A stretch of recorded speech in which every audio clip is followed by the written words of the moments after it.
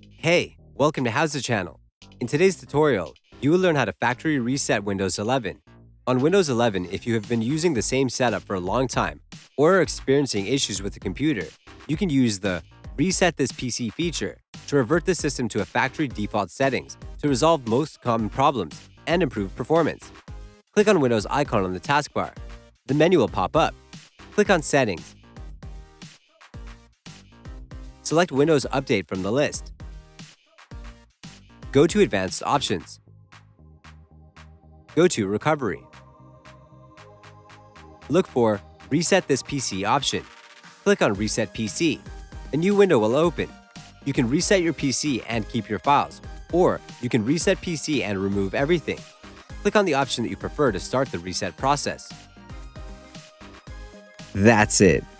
Thanks for watching the video. Please like it and let us know if you used any of our tips and tricks. Subscribe to our channel. We upload new tutorials every day. See ya!